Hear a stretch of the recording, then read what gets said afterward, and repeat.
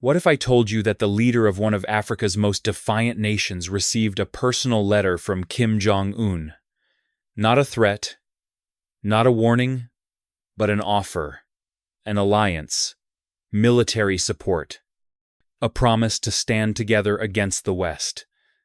This isn't a spy movie. This is the real dilemma that President Ibrahim Traoré of Burkina Faso had to face. And the consequences? They could shake the balance of power across the African continent. But before we dive into this unbelievable story, let me ask you something. Which country are you watching from? Drop your flag in the comments. We love seeing how far our viewers reach. Also, what time of day are you watching this? Morning, afternoon, or late at night? Let us know. And hey, if this is your first time here, welcome! Don't forget to subscribe for more powerful stories that go beyond headlines. Hit that notification bell so you never miss a moment of history unfolding. Now, let's get into it. It began on a quiet morning in Ouagadougou. President Ibrahim Traoré, the young leader of Burkina Faso, sat alone in his office. The sun had barely risen, casting soft golden rays through the tall windows behind him. His desk, neat and orderly, was filled with daily briefings, updates on infrastructure projects, and internal security reports. The room was silent except for the occasional turn of a page and the steady ticking of the wall clock. It was supposed to be just another normal day. Then came the knock. The heavy wooden door creaked open, revealing Diallo, his longtime assistant. He looked more tense than usual, his hands holding an envelope thick, wax-sealed, and unfamiliar in appearance. It bore no national crest or logo, just a string of strange symbols pressed into red wax, and a stamp in a language Diallo couldn't read. "Mr. President," he said cautiously, stepping forward, "this came in through the diplomatic channel. It's from North Korea." Traoré's eyes narrowed slightly. North Korea? That was unexpected. He had never received direct communication from Pyongyang. There had been no bilateral meetings, no official trade relations, and certainly no military ties. Why would one of the world's most isolated regimes contact him now? He set aside the reports and took the envelope into his hands. It felt heavier than it looked, as if the message inside carried more than just words. He ran his thumb across the seal. It hadn't been tampered with. It hadn't even passed through local inspection, just hand-delivered through the presidential channel. That alone was unusual. Slowly, he broke the seal, unfolding the thick parchment inside. The handwriting was bold, precise, confident. It wasn't typed. Someone likely, the sender himself, had written this by hand. At the top of the letter was a formal greeting. To His Excellency, President Ibrahim Traoré of the Sovereign Republic of Burkina Faso. Below that, the unmistakable signature. Kim Jong Un. For a long moment, Traoré just stared at the name. This wasn't a joke. It wasn't a forgery. The handwriting, the seal, the diplomatic channel, it all matched. The leader of North Korea had reached out to him personally. He took a breath and began to read. The letter began not with political demands or vague ideological slogans, but with respect. Kim expressed admiration for Traoré's leadership, praising his resistance to Western interference and his refusal to bow to international pressure. "In you," the letter read, "I see the rising flame of Africa's true independence. You have shown a courage that many fear.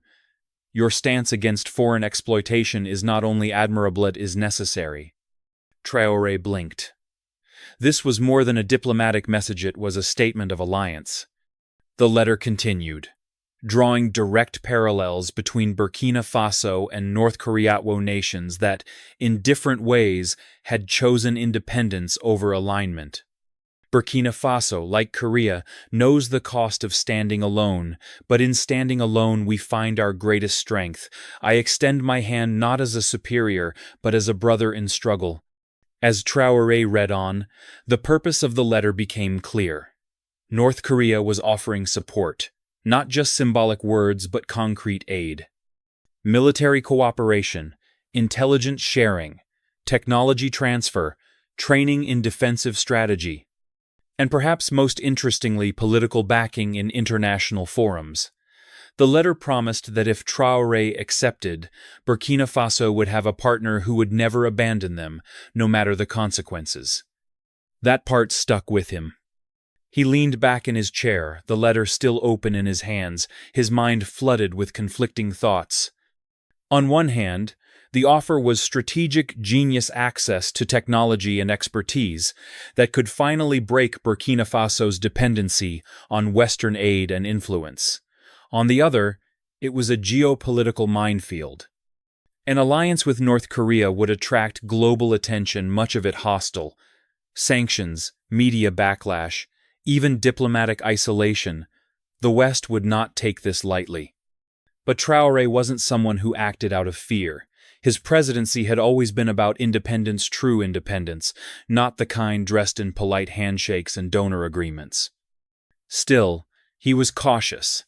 Nothing in politics was ever free, and he knew that every alliance came with expectation.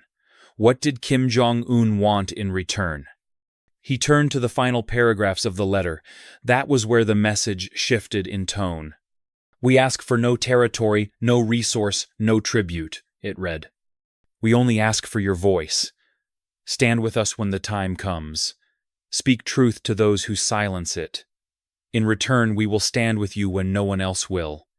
The last line was chilling in its simplicity. "The world is watching you, Mr. President, and so are your enemies." Traoré felt a chill. He had always suspected that his moves were being watched, but this confirmed it. It wasn't just the West that was monitoring him, it was the East, the North, and perhaps others too. His choices had become bigger than Burkina Faso, bigger than himself. The letter was heavy in his hands, not physically but symbolically. It represented a turning point, an invitation into a new alignment, and a warning that the game he was playing had just become much more serious. He stood up and walked slowly to the window. Outside, the city was just beginning to wake up. People going to work, children headed to school, street vendors setting up stalls. Life was still normal for now. But this letter, if acted upon, could change everything. His phone buzzed. It was a minister calling about a scheduled briefing. He silenced it. Traoré needed time to think, to consider the cost not just to himself, but to every man, woman, and child under his leadership. He had built trust with the people. They saw him as a symbol of defiance. Could he risk jeopardizing that with an alliance that the world would condemn? Or was this the opportunity to finally, fully cut the strings of post-colonial control? One thing was certain: the world would react. But would they react because of what Traoré did, because of what he represented? As he folded the letter carefully and placed it back in its envelope, he made no decision. Not yet. But something deep within him stirred. He was no longer just a leader. He had become a symbol. And symbols don't bend easily. 3 days had passed since the letter arrived. President Ibrahim Traoré hadn't spoken to anyone about it, not even his closest advisors. He kept it in a secure drawer in his private office, reading it again each night, as if searching for hidden meaning between the lines. The offer haunted him. The admiration in Kim Jong Un's words wasn't just flattery, it was a calculated invitation. And Traoré, a man who had grown up studying colonial history and witnessing modern neocolonial influence firsthand, couldn't ignore the deeper implication. This was a chance to break away from the grip of the West. But at what cost? On the fourth morning, a private jet touched down at Ouagadougou International Airport. Its arrival was not publicly announced. There were no flags, no red carpet, no cameras. The aircraft bore no national insignia, only a discreet tail number. From it descended a tall man in a sharp black suit, flanked by two silent aides. His name was Mr. Han, a senior diplomatic envoy from North Korea. That same afternoon, he was quietly escorted to the presidential palace. No one outside the inner circle even knew of his presence. Burkina Faso, at that moment, had become the stage of a high-stakes negotiation, unknown to the rest of the world. President Traoré met him in a secure conference room, guarded by two trusted security officers. The room was windowless, lined with soundproof walls, and protected against electronic surveillance. As Traoré entered, Mr. Han rose from his seat, bowed lightly, and extended his hand. "Mr. President," Han began, his English tinged with a precise Korean accent, "I bring you greetings from Pyongyang. Chairman Kim sends his deepest respect and his firm commitment to your vision for an independent Burkina Faso." Traoré nodded. "You've come a long way for a conversation. Let's not waste time. Why now?" Mr. Han smiled faintly, then placed a sleek silver folder on the table. He opened it to reveal several documents, agreements, intelligence maps, and a list of proposed military and technological exchanges. "Because timing," he said, "is everything. Your stance against Western domination has drawn attention. Chairman Kim believes now is the moment to act before the West moves to neutralize you." The president's eyes scanned the documents. Satellite imagery of Burkina Faso's military installations, diagrams of defense systems, proposed troop training plans.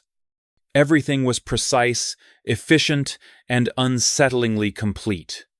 "You've done your homework," Traoré muttered. "We have to," Han replied smoothly. "Your survival is tied to our own interests. Africa cannot rise if its leaders are constantly undermined or replaced. We've seen it happen too many times." Traoré leaned back, folding his arms. "You talk about support. What exactly are you offering?" Han didn't hesitate. "We are offering anti-air defense systems, encrypted communication infrastructure, cyber intelligence training, and access to defensive drone technology. Additionally, Chairman Kim is prepared to provide long-term military advisors to help restructure your forces to resist foreign incursions or internal coup attempts." It was more than Traoré had expected. But his mind wasn't only focused on what was offered, he was thinking of what would be demanded in return. "And what do you want from us?" he asked directly. Mr. Han paused, choosing his words carefully. "We want your voice, your defiance, your presence on the world stage as a symbol that African nations will no longer bend. We are not asking you to serve Pyongyang. We are asking you to stand beside us when it matters." The message was subtle but clear. This wasn't colonization, it was alignment strategic, ideological, and symbolic. Still, there was a deeper game at play. Traoré knew alliances like this had multiple layers. Support today could become leverage tomorrow. He had to tread carefully. "You do realize the West will react. And not gently," Traoré said. "Of course," Han replied calmly. "That is why we offer our hand now, before it's too late." Traoré picked up one of the maps, noticing how detailed it was, right down to fuel routes and base perimeters. "You've been watching us closely," he murmured. "We watch those we respect," Han replied, "and those we fear." For a moment, silence fell between them. Then Han spoke again. "You are not alone, Mr. President. We are not the only ones watching. Other nations in the global south are waiting. They are waiting to see who will stand first. If you do, they will follow." The words lingered. Was he really being positioned as the spark of a larger movement? Burkina Faso, a landlocked nation often overlooked in global strategy, could now be the first domino in a shift that might change the world order. Traoré stared at the documents again. This was not a typical diplomatic engagement, it was a calculated gambit, one that could either liberate or destroy. And he would be the one to decide. Just 1 week after the secret visit from North Korean envoy Mr. Han, President Ibrahim Traoré's world began to shift. Rumors of the meeting had not leaked publicly, yet somehow the corridors of international power were already stirring. Within diplomatic circles, Burkina Faso, normally a footnote in global affairs, was now on every Western radar. Embassies across West Africa began quietly inquiring about new foreign influences in the region. Intelligence agencies picked up unusual encrypted signals coming in and out of Ouagadougou. Something had changed, and the West had noticed. It didn't take long for Washington to act. A high-ranking diplomat, Ambassador Robert Langston, the Deputy Assistant Secretary for African Affairs, requested an urgent meeting with President Traoré. His arrival was discreet but immediate. No media, no press briefings. A convoy of black SUVs rolled into the presidential compound under heavy security. Langston, a seasoned negotiator known for his sharp mind and cold efficiency, entered with only one agenda: to stop whatever plan Traoré might be considering. They met behind closed doors in the same secure conference room where Traoré had received Mr. Han just days earlier.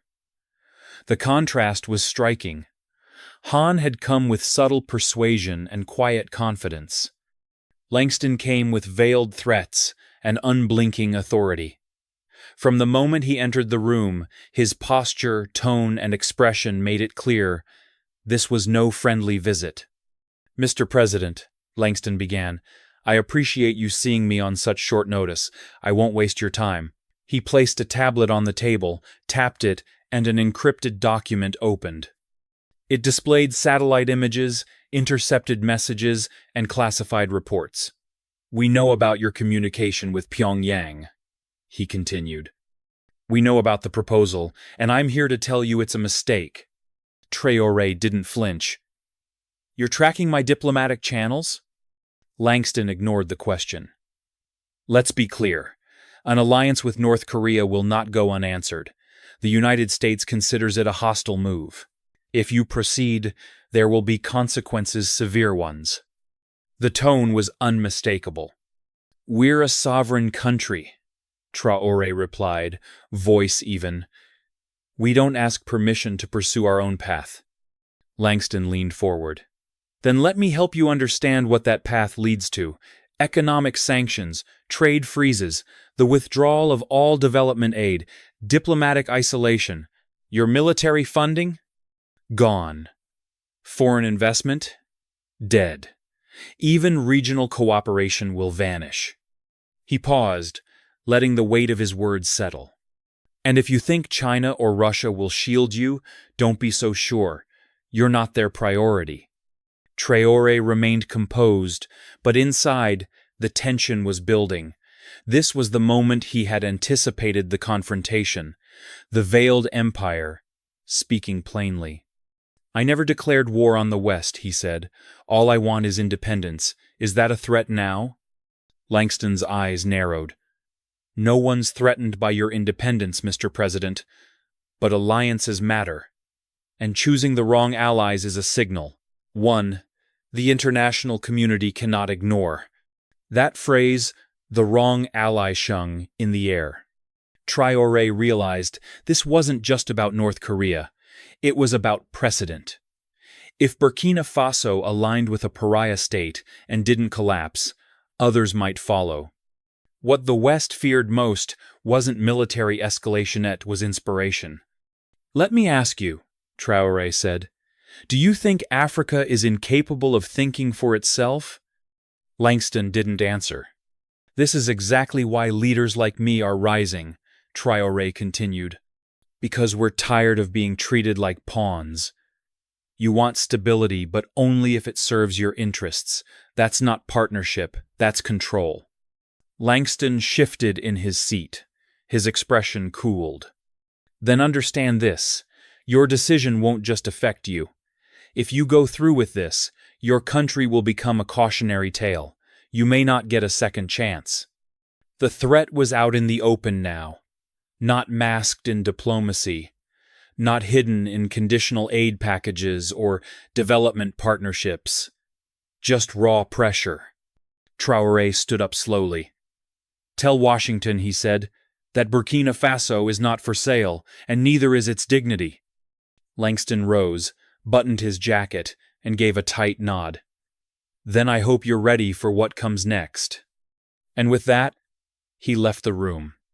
But the confrontation didn't end there. Later that night, Traoré convened an emergency session with his National Security Council. They had already received intelligence reports of unusual troop movements near the northern border. Whispers of possible sabotage, anonymous threats sent to key military officers. The pressure wasn't just political, no, it was tactical. And then came the phone call. One of his foreign affairs ministers, Fatima Ouagadougou, called from abroad, her voice tight with urgency. "Mr. President, I've spoken with our ambassador in Geneva. The U.S. has already begun lobbying the UN Security Council. They're painting you as a destabilizing actor. There's talk of sanctions, real ones. Multilateral." Within a single week, Burkina Faso had gone from a quiet nation navigating internal reforms to the center of a global storm. And the eye of that storm was Traoré himself. He sat in his office that night, lights dimmed, staring at the city from his balcony. The West had shown its hand. The question now, how far would they go? And how far was he willing to push back? The days following the confrontation with Ambassador Langston were anything but calm. While the world outside continued, spinning traders bargaining in the markets of Ouagadougou, children laughing on their way to school, soldiers marching during training drills inside the walls of the presidential compound, a storm was building. President Ibrahim Traoré had weathered international pressure before, but this was different. This wasn't just economic threats or diplomatic isolation. It was darker, subtle, invisible. The first signs came quietly. A convoy of trucks delivering fuel to a key military base in the north was suddenly rerouted without orders. Communications within the National Army's logistics unit were mysteriously delayed, with some encrypted messages never arriving at their destinations. Then came word from Colonel Youssouf Kabore, commander of the Eastern Brigade. One of his senior officers had received an anonymous call suggesting things would be better under new leadership. At first, it seemed like baseless speculation, but Traoré had lived through the fall of governments. He knew how these things started. That same night, during a closed-door security briefing, General Ouagadougou, Traoré's most trusted military advisor, stepped forward. "Mr. President," he said gravely, "we have intelligence that elements within our own ranks are plotting to remove you from power. The chatter isn't loud, but it's real. Foreign fingerprints are all over it. And the timing couldn't be more calculated." The room fell silent. Ministers exchanged glances. No one looked surprised. The memory of past coups in West Africa still loomed: large Mali, Guinea, Niger. The blueprint was familiar: sow unrest, create division within the ranks, then push a patriotic intervention to justify power transfer. Traoré stood at the head of the room, his expression unreadable. Inside, however, his mind was racing. "Names," he said. "I want names." General Ouagadougou hesitated, then pulled a tablet from his briefcase. Preliminary surveillance identifies General Bayo, Major Dembélé, and Captain Aziz Sano. All three have had recent unexplained contact with foreign operatives or diplomats. "Motives?" Traoré asked. "Ambition, fear, and promises," Ouagadougou replied. "Rumors say Washington has sent signals that Burkina Faso would stabilize quickly, under alternative leadership. And some of these men, well, they remember how quickly foreign aid flowed under previous administrations. It made sense. The temptation of power, mixed with fear of economic collapse, was fertile ground for betrayal. Traoré's fingers drummed against the polished table. And the timeline? Unclear, Ouagadougou said. But we believe they're testing the waters, gouging support from inside and outside. They won't move until they know they have a chance to succeed. There was still time, but not much. We neutralized them, Traoré said quietly. Now, his ministers stirred. Sir, that may cause unrest, one said, if we arrest top commanders without hard evidence. Then get me evidence, Traoré snapped. I will not sit and wait for my country to be taken apart from within. The plan began that same evening. Elite counterintelligence units were deployed to monitor movements, tap communications, and quietly interrogate key figures, all under complete secrecy. Even some members of Traoré's cabinet were kept in the dark. This wasn't about politics anymore. It was about survival. 3 days later, at dawn, the first phase began. Captain Sano was detained while leaving a military installation on the outskirts of Ouagadougou. A hidden SIM card was found on him, along with a coded notebook and foreign cash. He didn't resist, but his silence spoke volumes. Hours later, Major Dembélé was arrested at a private residence. He had been in contact with an unlisted number traced back to a European diplomatic mission. Both men were placed in secure facilities for questioning. The evidence was mounting. But General Bayotha, highest ranking among them, remained elusive. Then came a warning from Fatima Ouedraogo, the foreign minister. Sir, we've intercepted chatter suggesting that Bayo has already made arrangements to flee the country, possibly to Côte d'Ivoire. If he crosses the border, we may lose him and the proof we need. Traoré didn't hesitate. Intercept him at all costs. A covert operation was launched. Intelligence agents posing as customs officers set up a checkpoint near the Western Corridor. At 3:47 a.m., Bayo's convoy approached. He was disguised in civilian clothes, traveling under a fake name. But it was too late. They had him. The arrest of Bayo sent ripples through the military. Shock, confusion, and fear. By noon, Traoré addressed the nation.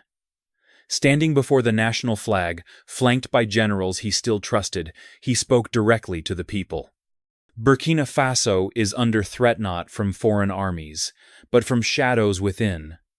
Those who would sell this nation's future for a seat at a foreign table have been exposed. We will not tolerate betrayal. The message was clear: unity or consequence. Traoré knew the risks. Arresting high-ranking officers was always volatile. But silence would have been worse. He had to send a signal, not just to the traitors, but to the West. This country would not be broken from the inside. Still, the danger was far from over. That night, sitting in his war room, Traoré reviewed new reports. The U.S. Embassy had canceled several public events. Their ambassador had left the capital for consultations. French diplomats were also uncharacteristically quiet. Regional allies were cautious. The entire diplomatic ecosystem was shifting, slowly, strategically. He turned to General Ouedraogo. They tried to divide us, he said, but now we know who stands where. Ouedraogo nodded. We've bought time, but we haven't won. Not yet. Traoré knew he was right. The coup attempt had been stalled but not buried. He could feel it. Something deeper was moving below the surface, where power is truly fought over. And the next strike might not come with soldiers. It might come with silence, or a vote, or a bullet. He was ready. But Burkina Faso had to be too. In the aftermath of the attempted coup, President Ibrahim Traoré understood that silence was no longer an option. The arrests of General Bayo, Major Dembélé, and Captain Sano had exposed the internal threat, but it wasn't enough to ensure stability.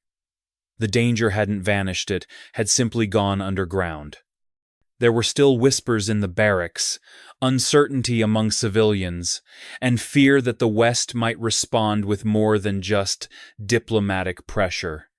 Traoré knew he had to act boldly and publicly.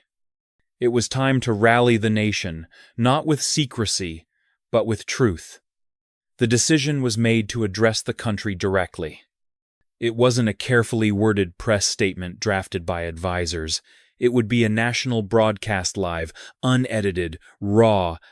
Traoré insisted on standing alone at the podium, without generals, without ministers, just him and the people. The moment was to be sincere, vulnerable, and resolute. The cameras went live at 8 p.m. sharp. Across Burkina Faso, families gathered around televisions and radios. In villages with no electricity, people huddled around battery-powered radios, waiting to hear what their president would say. Traoré stood firm, his eyes unwavering as he looked into the camera. "My fellow citizens," he began, "the past few days have been filled with challenges. We've faced not just political threats, but betrayal from within. And yet, we remain standing, stronger, more united, and more determined than ever to protect what is ours." He paused, letting his words settle. There are those both inside and outside our borders who believe that Burkina Faso should remain dependent, that we should bow to foreign pressure, trade our dignity for aid, and follow paths designed by others. But that time is over. We will not be dictated to, not by anyone.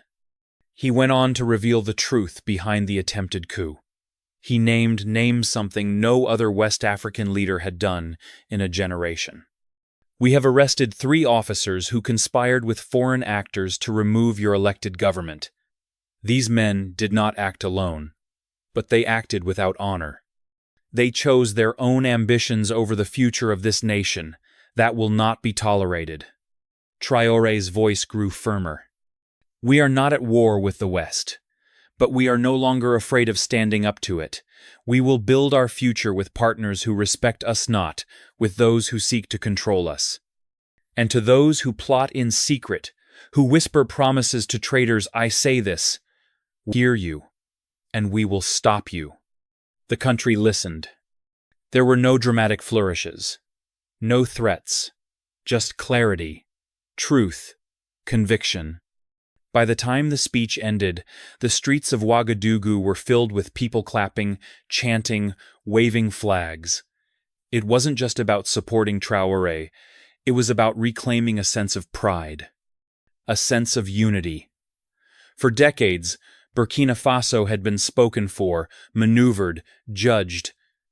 Now, it was speaking for itself. In the days that followed, the energy only grew. Young people organized marches. University students painted murals of resistance. Community leaders gathered to discuss local reforms. Radio shows aired debates about sovereignty and African solidarity. Churches and mosques called for peace and dignity not in silence, but as voices of strength. It was as if the entire country had been holding its breath, and now it had exhaled. But Traoré was under no illusions. He knew this surge of support would attract more attention, more pressure, possibly more danger. Foreign media outlets had already begun framing him as a radical populist and a militant nationalist. Several Western embassies reduced their staff due to security concerns. Whispers of economic retaliation grew, louder. And yet, something had shifted. The fear was no longer his. It belonged to his enemies. The resistance had become contagious. Behind the scenes, however, Traoré's government was working relentlessly. Intelligence teams monitored all military movements, scrutinized bank transfers for foreign interference, and kept a close watch on diplomatic envoys. A new directive was passed: All foreign NGOs operating in Burkina Faso would be required to submit full transparency reports, including funding sources. Any organization found to be involved in political destabilization would be expelled immediately. International observers criticized the move as anti-democratic. But inside Burkina Faso, many citizens saw it differently. For them, it was long overdue, a reclamation of sovereignty that had been stripped away piece by piece over generations. Traoré didn't hide the risks. In an internal memo to his cabinet, he wrote, "We are not fighting individuals. We are fighting systems that benefit from our weakness. Every policy we pass will be judged. Every word we speak will be dissected. But if we back down now, we'll lose more than just our power.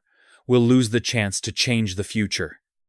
Meanwhile, Kim Jong Un sent a coded message through diplomatic channels. It reaffirmed North Korea's support and congratulated Traoré on facing pressure with bravery. He also offered additional advisors and technical support if needed. The gesture was expected, but it came with a subtle undertone. "We're watching. Stay the course." The chessboard was expanding.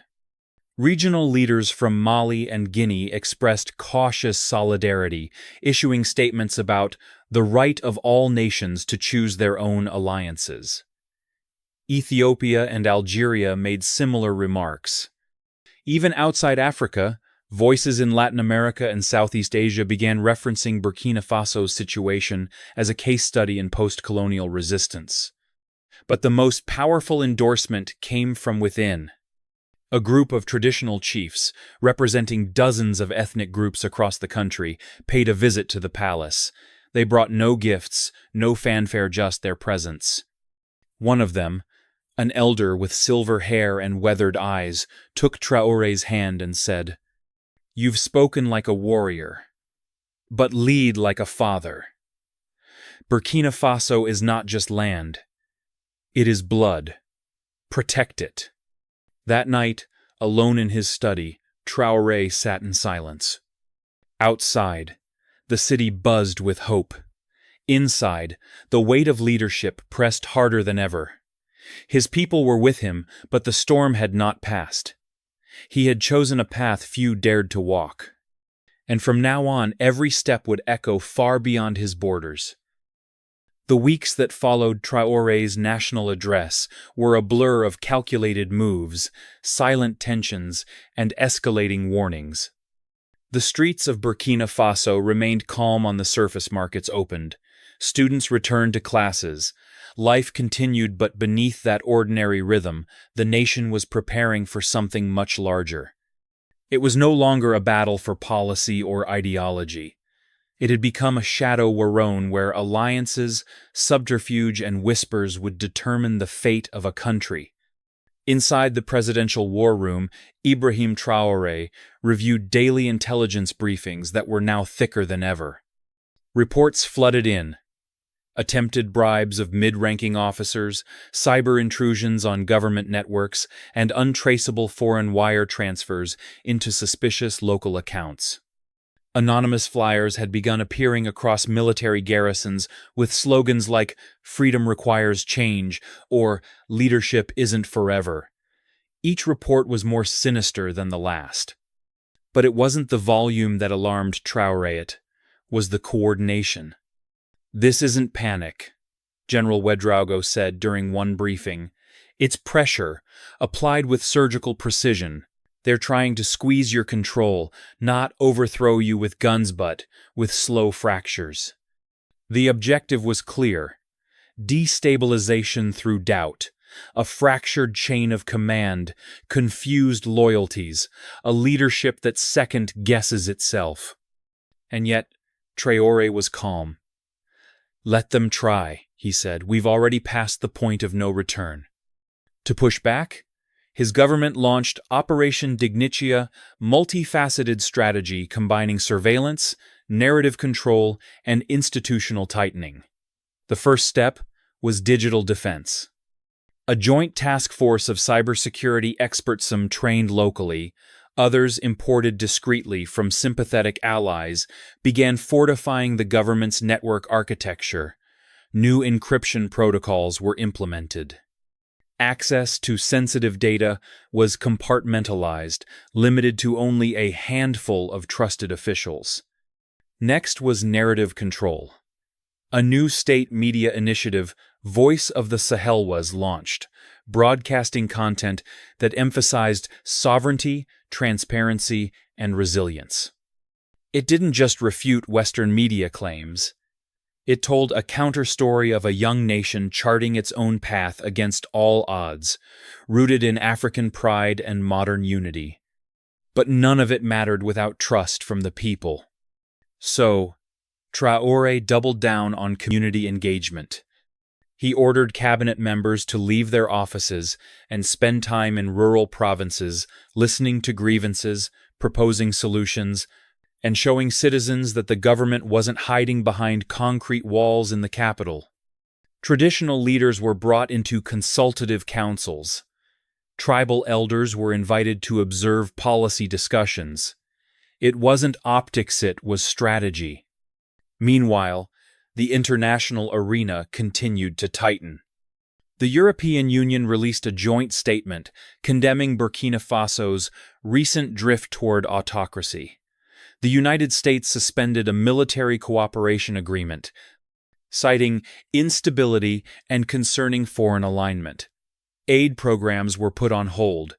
Funding from Western NGOs slowed to a crawl. The diplomatic channels that once flowed freely began to close like doors in a narrowing hallway.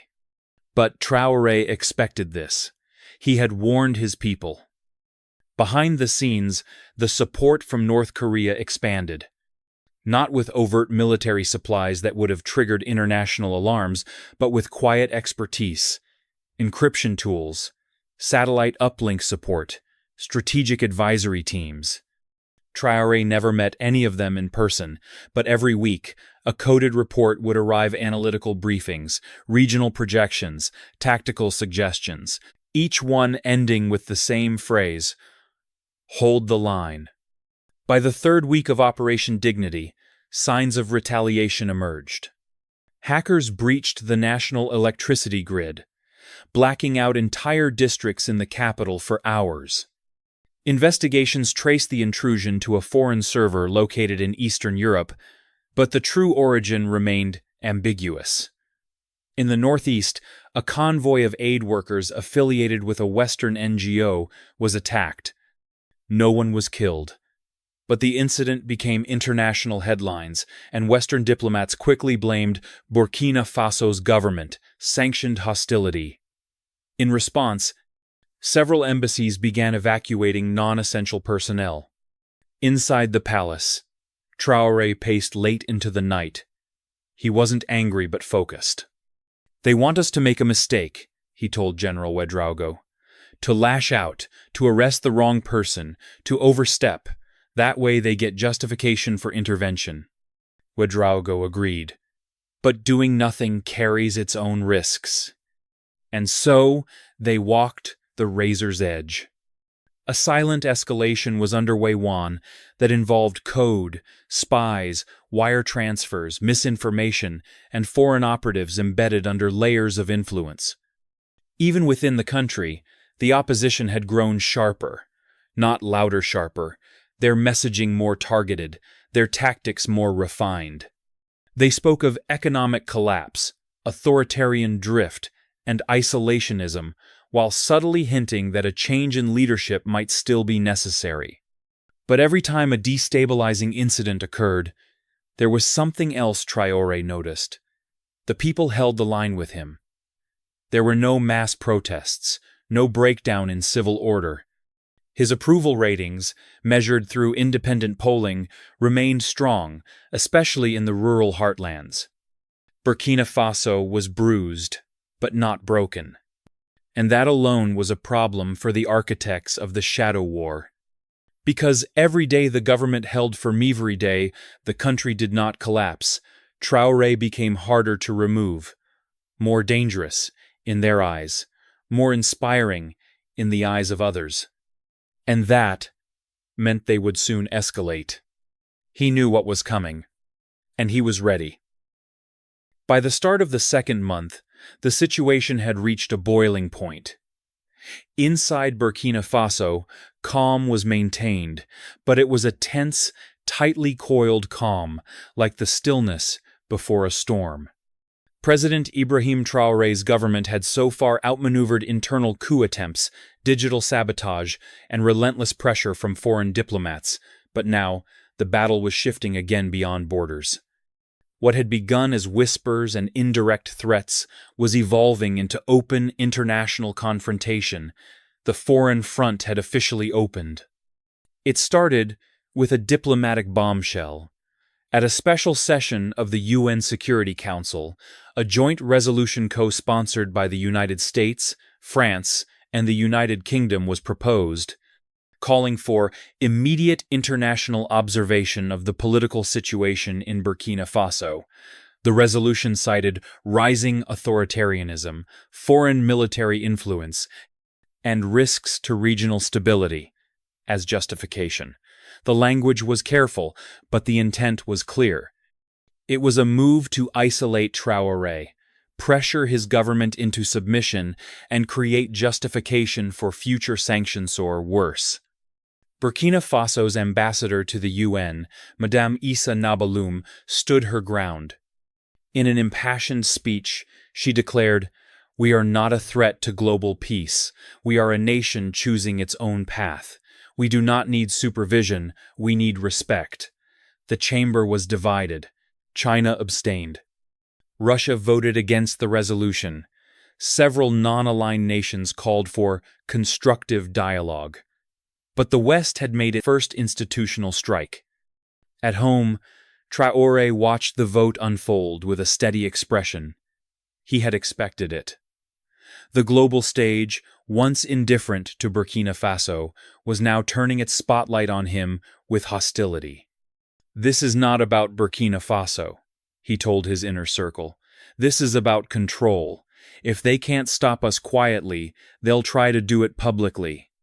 But the international pressure didn't stop at the UN. Reports emerged of Western nations offering economic incentives to Burkina Faso's neighboring countries, Mali, Niger, Côte d'Ivoire, and Guinea in exchange for increased pressure on Traoré.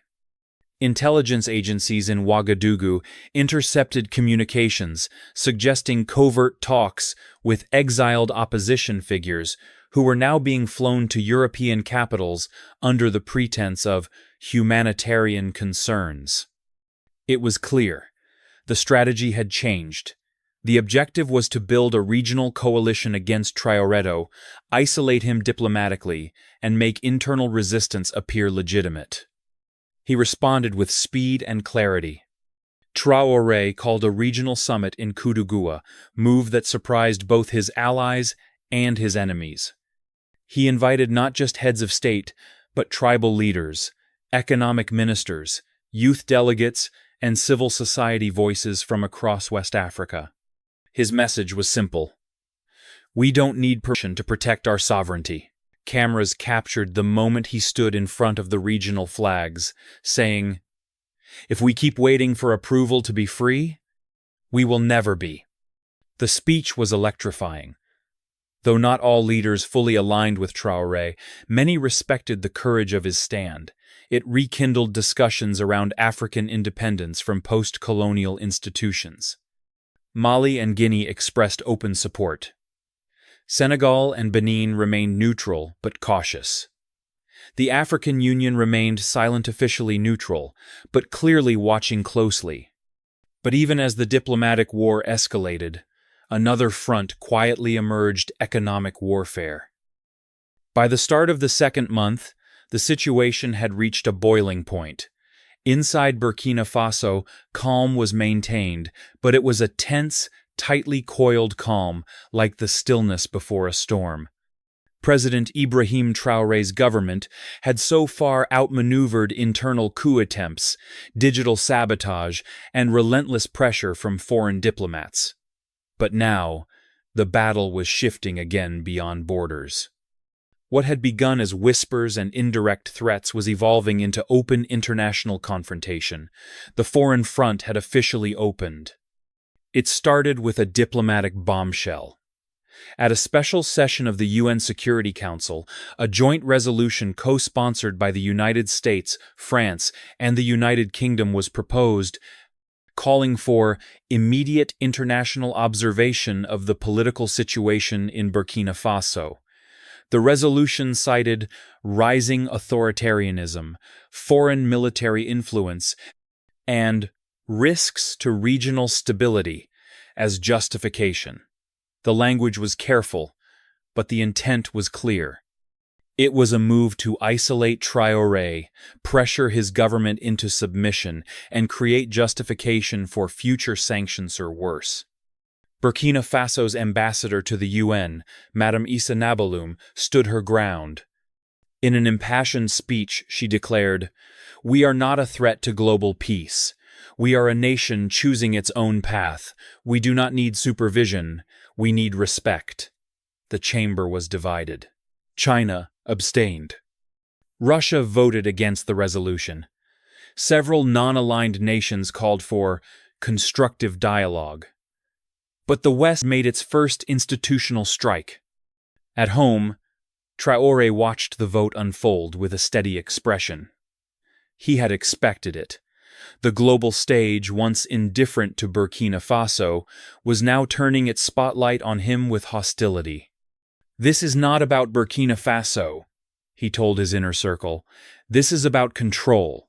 If they can't stop us quietly, they'll try to do it publicly." But the international pressure didn't stop at the UN. Reports emerged of Western nations offering economic incentives to Burkina Faso's neighboring countries Mali, Niger, Côte d'Ivoire, and Ghana in exchange for increased pressure on Traoré. Intelligence agencies in Ouagadougou intercepted communications suggesting covert talks with exiled opposition figures who were now being flown to European capitals under the pretense of humanitarian concerns. It was clear. The strategy had changed. The objective was to build a regional coalition against Traoré, isolate him diplomatically, and make internal resistance appear legitimate. He responded with speed and clarity. Traoré called a regional summit in Ouagadougou, move that surprised both his allies and his enemies. He invited not just heads of state, but tribal leaders, economic ministers, youth delegates, and civil society voices from across West Africa. His message was simple. "We don't need permission to protect our sovereignty." Cameras captured the moment he stood in front of the regional flag, saying, "If we keep waiting for approval to be free, we will never be." The speech was electrifying.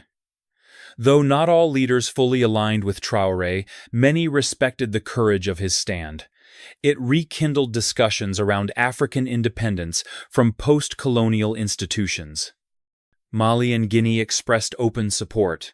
Senegal and Benin remained neutral but cautious. The African Union remained silent, officially neutral, but clearly watching closely.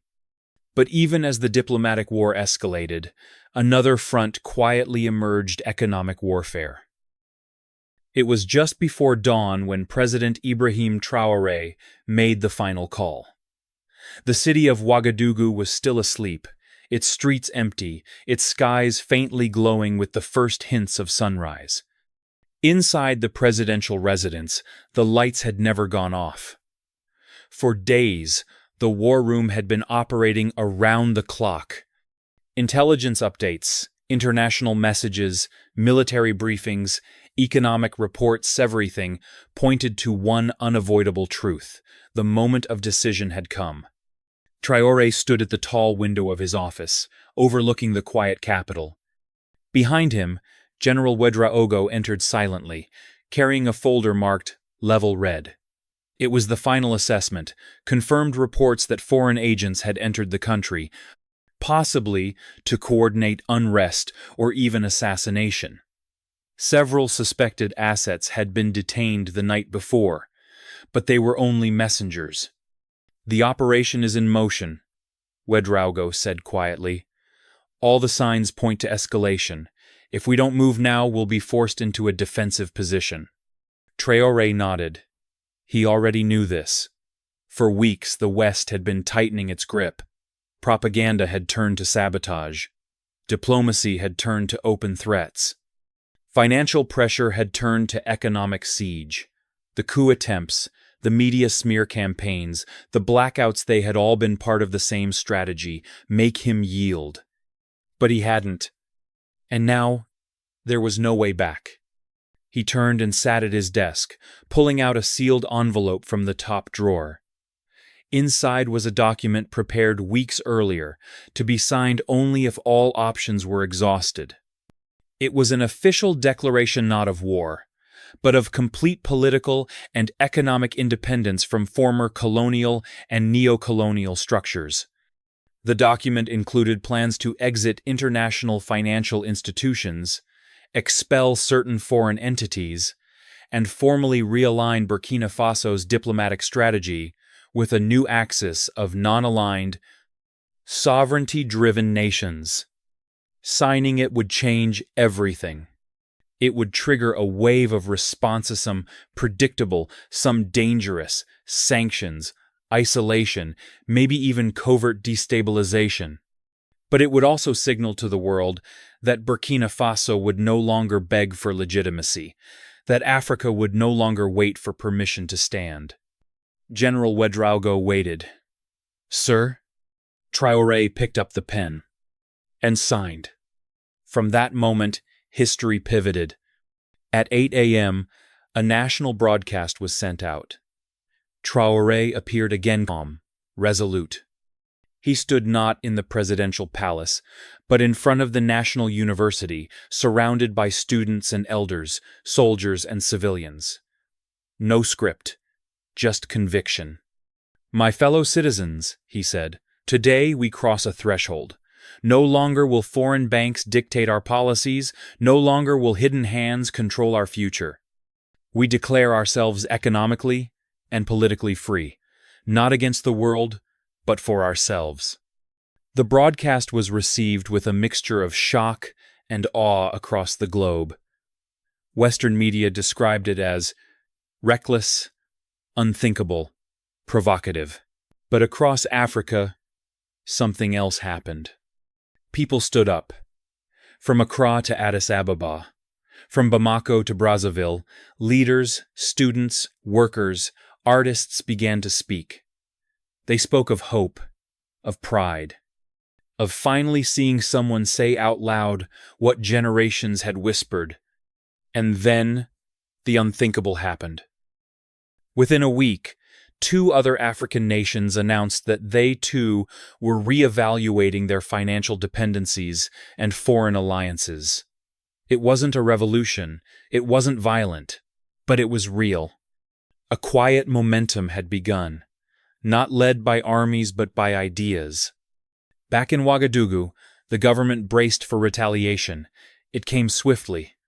Sanctions were announced, travel restrictions placed, accounts frozen, aid programs suspended, foreign ambassadors recalled. But the people stood firm. They held community drives, shared food, converted school buildings into cooperatives. The economy didn't collapse, it transformed. And Traoré? He didn't claim victory. He claimed responsibility. "This is not about me," he said during a cabinet meeting. "It's about a promise made to our children, that they will inherit a country that stands tall, not one that crawls." In time, the pressure would continue, the struggle would evolve. But something had shifted. The global narrative, long dominated by a single voice, now had a challenger. One shaped by sacrifice, by courage, by conviction. Ibrahim Traoré had not just resisted power, he had rewritten its meaning. And in doing so, he didn't just change Burkina Faso. He changed the world. Ibrahim Traoré's story isn't just about one man standing against the odds, it's about a nation refusing to be silenced, and a continent slowly finding its voice. Whether you see him as a hero or a risk-taker, one thing is clear. His actions have shaken the very foundations of global power. But this is just the beginning. The question now is not what the world will do to Burkina Faso, but what Burkina Faso has already inspired in the world. So, what's your take? Do you think Traoré's bold stand was necessary for Africa's future? Or was it a dangerous gamble? Let us know your thoughts in the comments below. And if you want more powerful stories like this from across Africa and the world, don't forget to subscribe, like, and turn on the notification bell. The real stories are just beginning. You won't want to miss what's next. This video is a fictional dramatization inspired by real geopolitical themes. It contains original commentary, creative narrative construction, and is intended for educational and entertainment purposes only. No claims are made regarding real events or real communications between state leaders. Viewer discretion is advised.